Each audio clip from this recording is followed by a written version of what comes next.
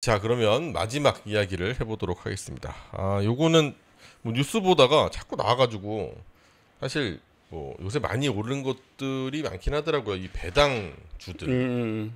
이 배당 뭐 최근 상법 개정안 국회 본회의 통과도 있었고, 고배당 기업한테 뭐 세제 혜택을 주면서 할 테니까 배당을 늘릴 것이다. 뭐 네. 이래서 뭐 배당 성향이 35% 이상 되는 애들부터 해서 뭐 이런데, 이 내용이 사실 이 배당을 많이 주는 기업들 하시는 분들이 있긴 한데 우리나라에는 사실 많지 않아요. 이걸 그렇죠. 잘 안 네. 하시죠. 그렇죠. 근데 요즘 인기가 좀 생기는 것 같아서 이 내용이 좀 뭐 어떤가요? 이 내용이 볼만할까 싶어서 구독하고 좋아요 좀 눌러주시면 안 될까요? 저한테는 정말 그거만큼 큰 힘이 되는 게 없거든요. 만약에 응원의 댓글까지 써주시면 그게 무슨 의미가 있냐? 아닙니다. 개 좋습니다. 일단은 이게 하기는 해야 되는 제도죠. 네, 그렇죠. 왜냐면은 좋죠. 당연히 좋죠. 왜냐면은 일단은 이번 정부의 주식시장 살리기 정책들이 일단은 상법 개정안 했었고요. 네. 그리고 뭐 물론 당연히 뭐 집중 투표제라든가 뭐 이런 것들이 좀 빠져서 약간 좀 아쉽다라는 평가도 있습니다만은 결국은 시장의 반응을 보면서 분명히 이번 정부는 빠르게 재추진할 가능성이 높다고 생각하고, 이것뿐만이 아니라 세법도 바뀌어야 돼요. 그래서 나온 게 이제 배당소득 분리과세도 네. 있고, 그리고 상속세도 이번엔 다룰 거라고 생각을 합니다. 뭐 증여세도 마찬가지고요. 네. 그래서 단순히 상법 개정안 바꾸는 게 아니라 세법까지 바꿔야지만 이게 완벽하게 이제 조화가 되는 것이거든요. 네. 그래서 그 점에서 봤을 때는 배당소득 분리과세, 즉 다시 말해서 우리나라는 당연한 거지만은 소득이 있는 곳에 세금이 있는 것은 맞는데, 네. 근데 배당에까지 너무 높게 세금을 넣으면은 이게 누진이 돼 버리잖아요. 네. 그러니까 배당은 따로 떼어내서 네. 세금을 매기자라는 게 배당소득 분리과세 아니겠습니까? 근데 네. 지금까지 그걸 안 했단 말이에요. 왜냐, 이게 약간 논리가 약간 좀 뭐 그렇습니다만은 이거 부자 감세다. 라는 게 가장 컸죠. 불로소득이다. 예. 이게 있으니까. 예. 근데 여러분들 주식해 보시면 알겠지만 이게 전혀 불로소득이 아니거든요. 얼마나 오래 기다려야 그놈의 주식으로 배당이 나오는지. 여러분 주식으로 돈 버는 게 쉬운 게 아니에요. 절대 불로소득이 아닌데, 여러분들 아시잖아요. 절대 이제는 주식으로 돈 버는 사람들 갖다가 욕을 하시면 안 되고, 정말 저 사람은 대단한 사람이구나라고 하셔야지. 예, 절대 불로소득이 아닙니다. 아무튼간에 자, 결국 이게 뭐냐면은 이번 이재명 대통령이 힌트를 준 것 같습니다. 주식으로 생활비가 되는 세상을 만들겠다고 하잖아요. 그러기 위해서는 배당소득 분리과세는 무조건 돼야 됩니다. 그렇죠. 아니고서야 뭐 배당소득 조금만 뭐 2천인가만 넣으면. 그렇죠. 2천이죠. 예. 그러니까 결국은 이거는 된다라고 보시고 여러분들이 접근하시는 게 맞다라고 생각을 해요. 그래서 결국은 세법도 건드릴 가능성이 상당히 크다라고 보시면 될 것 같고요.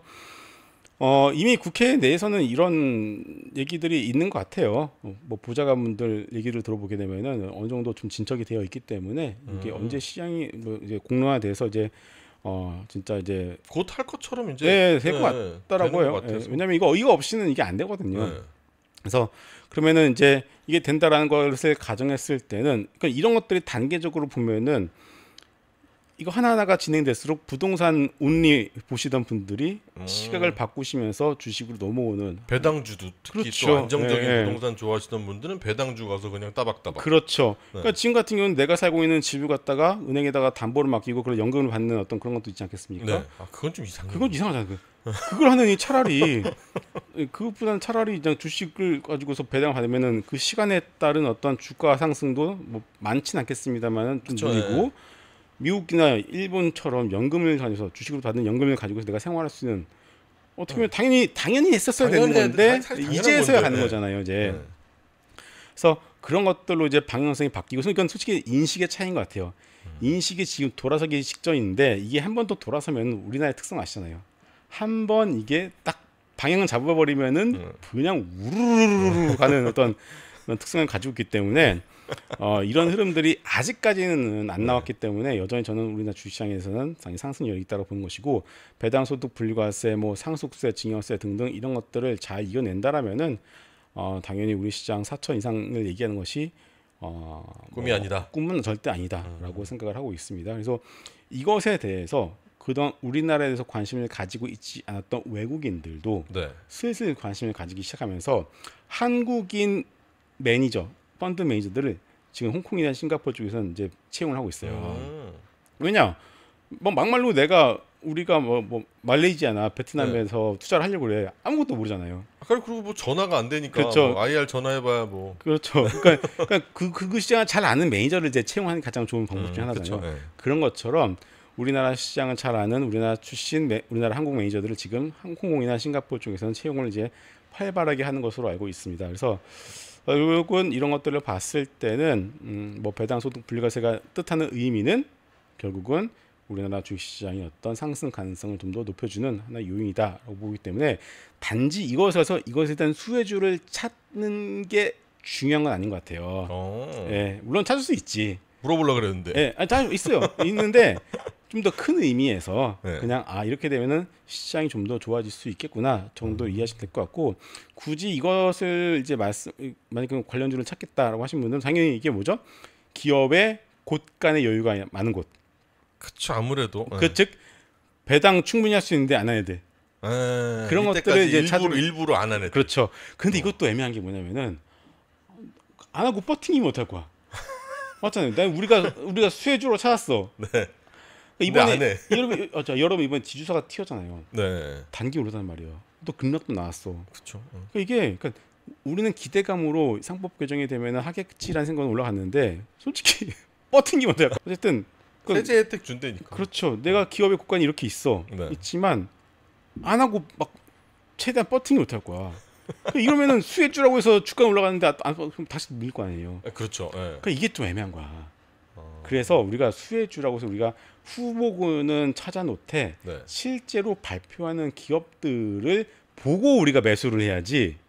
오히려 좀 느리게 해도 상관없다. 그렇죠. 급하게 하실 필요 없습니다. 오히려 어떤 기업이 배당 성향을 더 확 안 했던 기업들이 확 높인다. 그러면 그 기업을 사면 되는 것이고. 예를 들어서 현대 엘리베이터가 그랬었어요. 네네. 현대 엘리베이터가 최근에 주가가 상당히 좀 한 3-4개월 올해 상반기 많이 올랐거든요. 네. 그 이유가 뭐죠? 뉴스 찾아보시면은 배당 성향을 딱 확 올렸어요. 네네네. 그러니까 그때부터 주가가 쫙 올랐단 말이에요. 그러니까 뉴스 여러분들이 확인하시고 들어가셔도 충분하다.